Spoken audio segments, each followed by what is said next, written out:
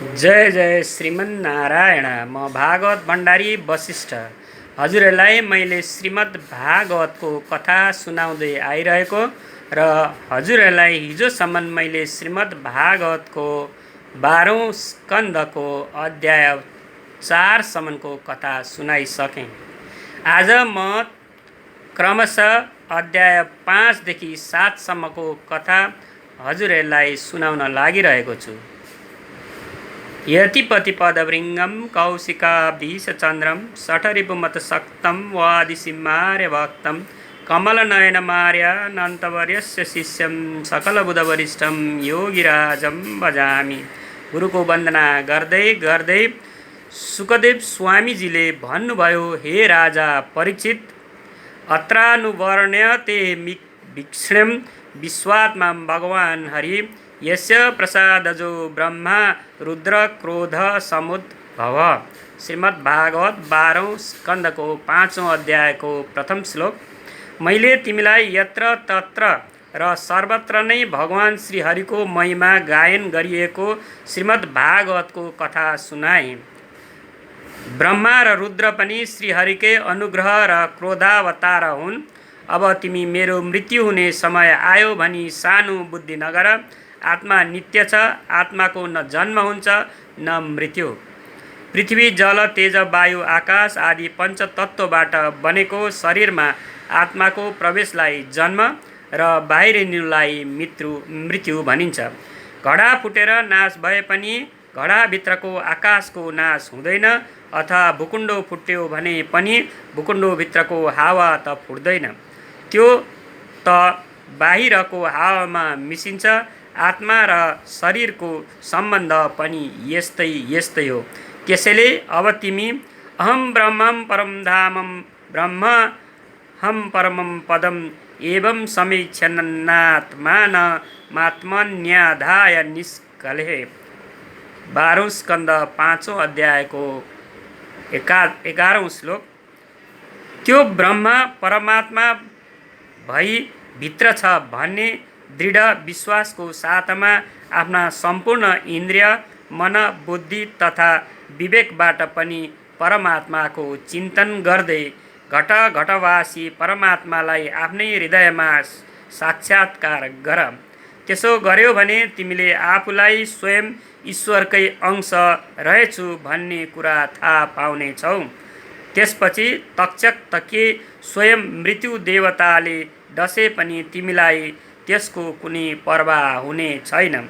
परीक्षित, मैले तिमीले सोधेका सबै कुरा बताएँ, अब के सुन्न चाहन्छौ?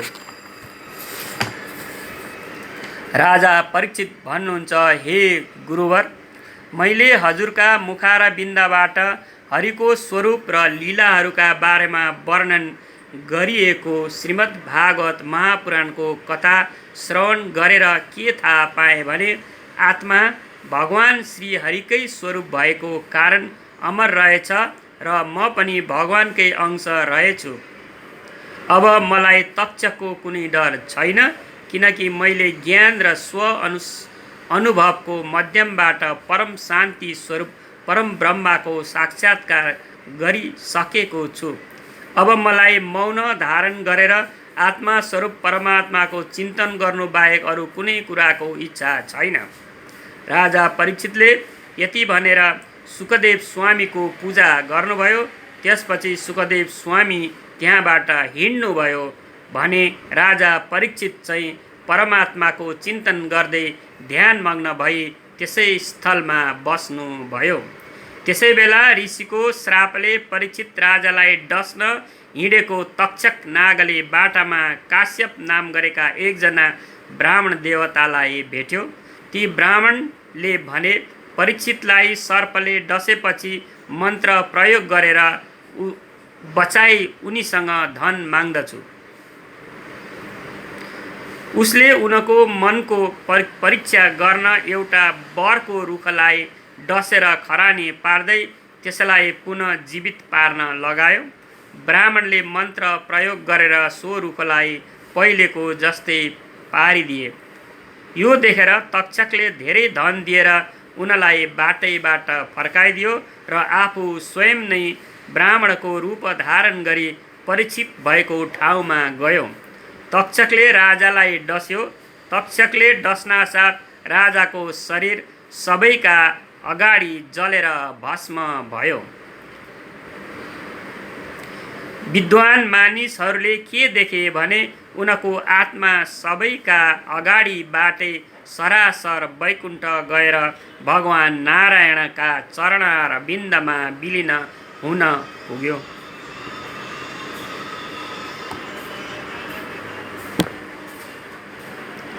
इति श्रीमद्भागवतको कथामा मैले राजा परीक्षित को अन्तसम्मको कथा सुनाइसकेँ। अब सुतजी भन्नुहुन्छ, हे सौनकादि, यथा जुहाव संक्रुद्धो नागन सत्रे सह दिजै। तक्षकको डसाइबाट पिता परीक्षितको मृत्यु भएपछि सर्पहरूसँग रिसाएर राजा जनमेजयले सबै सर्पहरूको नाश गर्छु भनेर सर्प मार्ने यज्ञ प्रारम्भ गरे। त्यस यज्ञमा ब्राह्मणहरूले मन्त्र जपेर जुन जुन सर्पहरूको आह्वान गर्दथे ती सबै सर्पहरू अग्निकुण्डमा होमिन थाले। तक्षक नाग एकदम डराए। उनी आत्तिएर इन्द्रको शरणमा गए। इन्द्रले उसलाई शरण दिएको कुरा थाहा पाएर जनमेजय खुबै रिसाए। उनले भने, मेरो शत्रुलाई शरणमा लिन खोज्ने ती इन्द्रलाई समेत यज्ञकुण्डमा होमिदिन्छु। ब्राह्मणहरूका मन्त्र बलले तानिएर इन्द्र र तक्षक दुवैजना आकाशबाट झर्न लागे। सो देखेर बृहस्पति चिन्तित हुनुभयो। उहाँले जनमेजयलाई सम्झाउँदै भन्नुभयो, हे राजा, जगतका प्राणीहरू आफ्नो कर्म फल अनुसार जीवन मरण र मरणोत्तरको गति प्राप्त गर्दछन्। कर्मको अतिरिक्त अरू कसैले पनि कसैलाई सुख दुःख दिन सक्दैनन्। सर्प, अग्नि, वायु, शस्त्र र रोग आदि कुरा त निमित्त मात्र हुन्। यस यज्ञमा धेरै निर्दोष सर्पहरू मरे। यसरी सर्प मार्नु उचित हुँदैन। त्यसैले अब यो यज्ञ बन्द गर।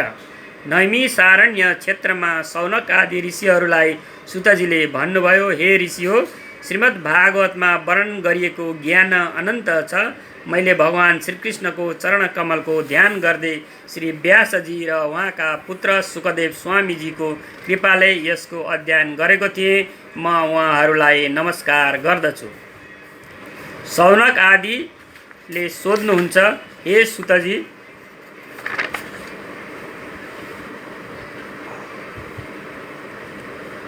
वेदाश्च कतिधा व्यस्ता एतत् सौम्य विधेहिनः। वेद व्यासको शिष्य पहिले आदि महर्षिहरूले कति प्रकारले वेदको विभाजन गरे त्यो कुरा हामी जान्न चाहन्छौँ। सुतजीले भन्नुभयो, हे सौनकाजी, जगत सृष्टिको पूर्व सृष्टिका निम्ति ध्यानमग्न ब्रह्माजीको हृदयबाट भगवानले ओम शब्दको उच्चारण गराउनु भयो। ओम शब्द परमब्रह्माको वाचक हुनुका साथै वेद र उपनिषदको बीज पनि हो। यही ओमको चिन्तनबाट ब्रह्माजीले वेदको सृष्टि गराए।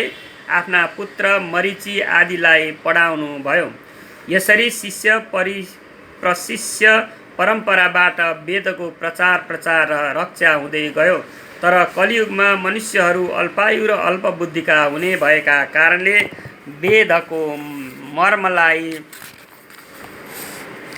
बुझ्न नसक्ने हुनेछन् भन्ने कुरा जानेर स्वयं भगवानले नै द्वापर युगको अन्तमा पराशर ऋषिका पुत्रको रूपबाट व्यासको रूपमा जन्म लिएर वेदलाई 4 भागमा विभाजित गर्नुभयो।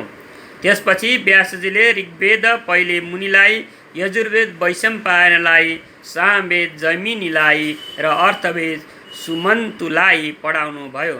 पछि यिनकै शिष्य प्रशिष्यद्वारा सबै वेदको प्रचार प्रसार हुन गयो। वैशम्पायनका शिष्य मध्ये एक थिए याज्ञवल्क्य। एकपटक कारणवश वैशम्पायनलाई हत्याको दोष लाग्यो। उनको सबै शिष्यद्वारा हत्याको प्रायश्चित गराउने इच्छा गरेका थिए, तर घमण्डपूर्वक याज्ञवल्क्यले भने, म एक्लै ब्रह्म हत्याको प्रायश्चित गरिदिन्छु, अरू शिष्य किन चाहियो? उनको घमण्ड देखेर रिसाएका वैशम्पायनले उनलाई भने, मबाट पढेको विद्या मलाई नै फिर्ता गर। गुरुको आदेश सुनेपछि याज्ञवल्क्यले पनि आफूले पढेको वेद विद्यालाई वमन गरिदिए। वमन गरेको त्यस वेदलाई ऋषिहरूले तित्रा पक्षीको रूप लिएर ग्रहण गरेका कारण त्यसलाई वेदको तैत्तरीय शाखा भनियो। वेद विहीन भएका याज्ञवल्क्यले पुनः वेदको ज्ञान पाउन सूर्यको आराधना गरे। उनको आराधनाबाट प्रसन्न भएर भगवान सूर्यले घोडाको रूप धारण गरेर उनलाई यजुर्वेदको प्रारम्भ मन्त्रको उपदेश दिनुभयो। याज्ञवल्क्यले सूर्यबाट पाएका असङ्ख्य मन्त्रहरूबाट त्यसका 15 शाखाको रचना गरे। त्यसलाई वेदको वाजसनेय शाखा भनिन्छ। यस संहितालाई याज्ञवल्क्यले कण्व, मध्वनीति आदि शिष्यलाई पढाउनु भयो। पछि अन्य शिष्यहरूले मन्धन्दिनी ऋषिबाट यो संहिता पढेको हुनाले अहिले पनि त्यसलाई मध्यन्दिनीय शाखा अन्तर्गतको शुक्ल यजुर्वेद भनिन्छ। यति मैले श्रीमद्भागवतको 5 र 6 अध्यायको अन्तसम्म हजुरहरूलाई सुनाएँ। बिजुलीको गडबडले र नेटवर्कको गडबडले गर्दा आजको पाठमा अलिक विलम्ब भयो र गडबड भएकोमा म क्षमा प्राप्ति छु। हजुरहरूले सुनिदिइरहनु भएकोमा म अत्यन्तै खुसी छु र हजुरहरूलाई म 7औं अध्यायको पाठ पनि केही क्षणमा पढेर सुनाउने छु। धन्यवाद।